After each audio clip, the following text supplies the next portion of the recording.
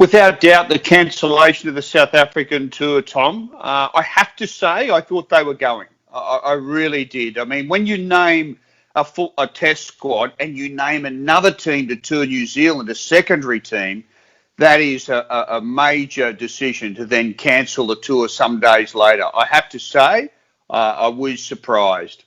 Good question. The main reason they cancelled the tour was the fear that a player could contract COVID-19, that they could get the coronavirus and be stranded in South Africa, be forced to stay there several weeks later and not get a flight home, be unable to leave the country. Now, I get that fear, Tom, but what I don't get is surely that decision could have been made 2 months ago. I mean, nothing's changed from that point of view.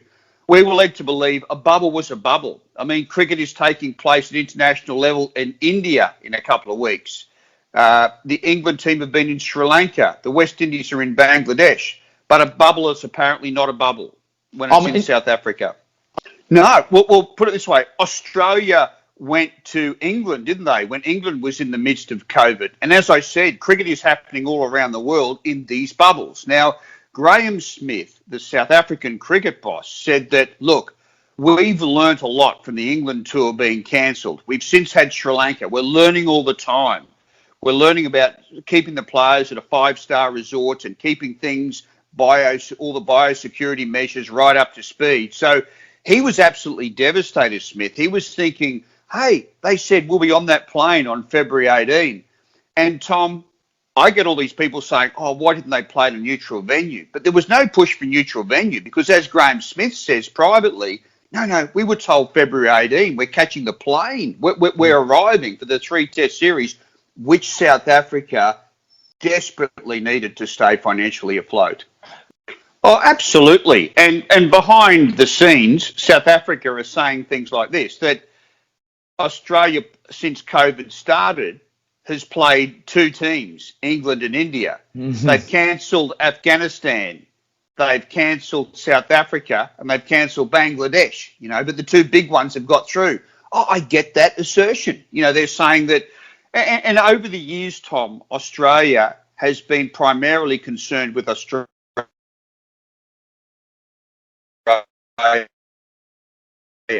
years once without playing India in Australia. We barely played New Zealand for about 30 years. This is going back a long way, but it's the truth.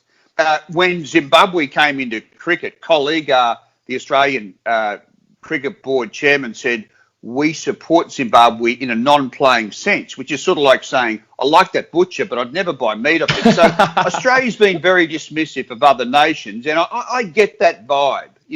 I'm not doubting the sincerity of Australia's medical professionals, but my question is still this.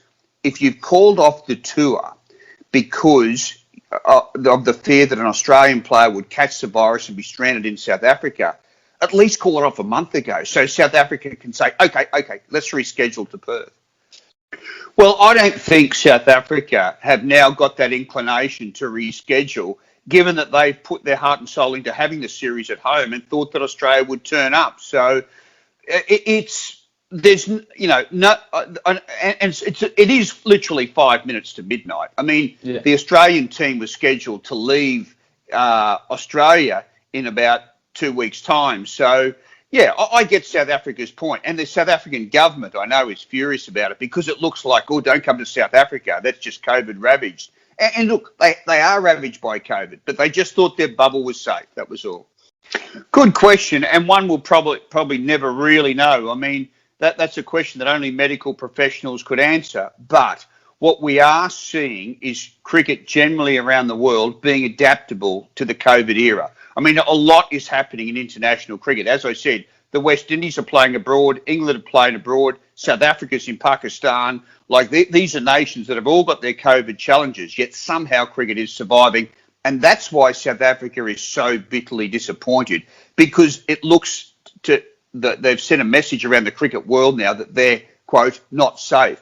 I don't think they can afford to be that way.